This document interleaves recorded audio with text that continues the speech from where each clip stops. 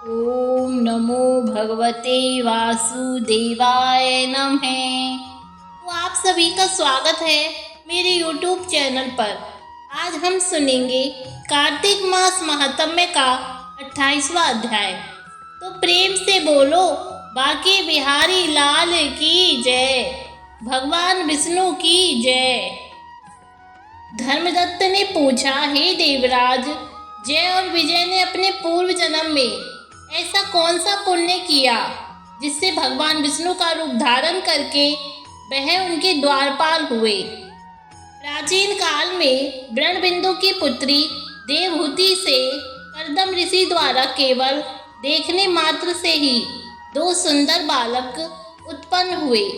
उनमें से बड़े का नाम जय और छोटे का नाम अजय हुआ। बाद में देवहूति के गर्भ से कपिल देव जी भी हुए। जय और अजय दोनों ही विष्णु जी के बड़े भक्त और धर्मात्मा थे। दोनों ही नित्य प्रति अष्टाक्षर मंत्र का जाप करते थे और विष्णु जी का व्रत करते थे। भगवान इन दोनों भाइयों पर अत्यंत प्रसन्न थे और नित्य पूजा के समय इनको दर्शन दिया करते थे। एक समय राजा के निमंत्रण पर देवर्षि नारद जी गणों सहित राजा के यज्ञ में पधारे। उस यज्ञ में जय ने ब्रह्मा और अजय ने पुरोहित बनकर यज्ञ को संपूर्ण करवाया। यज्ञ की विधि पूर्वक समाप्ति हुई। मारुत राजा ने जय और अजय को बहुत सा धन दिया। वह दोनों भाई दक्षिणा लेकर अपने आश्रम में आए। धन का बंटवारा करते समय दोनों भाइयों का आपस में झगड़ा हो गया। जय ने अजय से कहा कि धन के बराबर बराबर भाग होने चाहिए।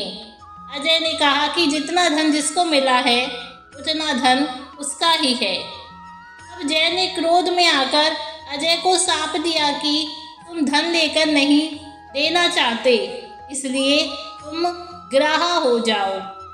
अजय ने जय का दिया शाप स्वीकार कर लिया और जय को शाप दिया कि तुम अभिमानी हो, इसलिए हाथी हो जा। जब नियम पूर्वक दोनों की पूजा के समय जब भगवान उनको दर्शन देने के लिए आए तो दोनों ने भगवान से श्राप मोचन का उपाय पूछा।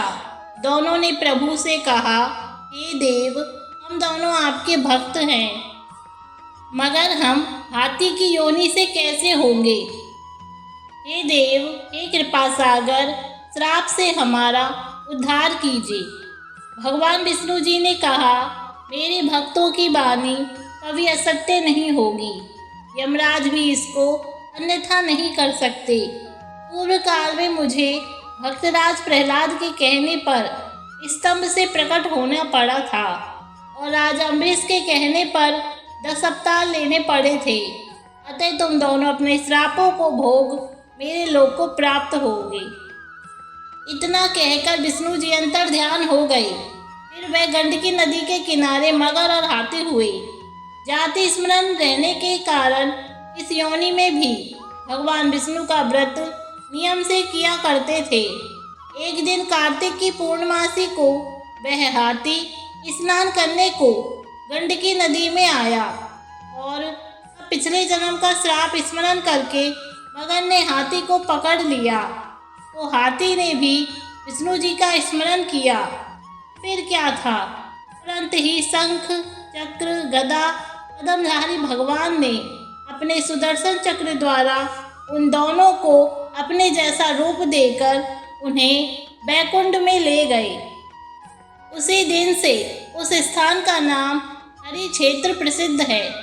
चक्र के आघात से वहाँ के पत्थरों में भी चिन्ह बने हुए हैं। वह दोनों जय और अजय के नाम से आज तक संसार में प्रसिद्ध हैं। हे प्रिय, आपने विष्णु जी के द्वारपालों के संबंध में जो प्रश्न किया था उनका विस्तृत उत्तर मैंने दे दिया है। इसलिए हे द्विज, तुम भी ईर्ष्या और द्वेष को त्याग कर नित्य भगवान विष्णु का व्रत करो। जगत के प्रत्येक जीवन को समृद्धि से देखो। तुला, मकर और मेष की संक्रांति में नित्य प्रातः स्नान करो। तुलसी वन की रक्षा किया करो। एकादशी व्रत किया करो। गौ, ब्राह्मण, वैष्णवों की सेवा के लिए हर समय तैयार रहा करो। व्रत करने वालों को मसूर दाल और बैंगन के साग को कदापि प्रयोग नहीं करना चाहिए। हे धर्मदत्त, ऐसा करने पर तुम शरीर त्याग कर हम लोगों के समान गति पाओगे। भगवान विष्णु को प्रसन्न करने वाले इस व्रत के समान फल देने वाला तीर्थ, दान और यज्ञ दूसरा और कोई नहीं है।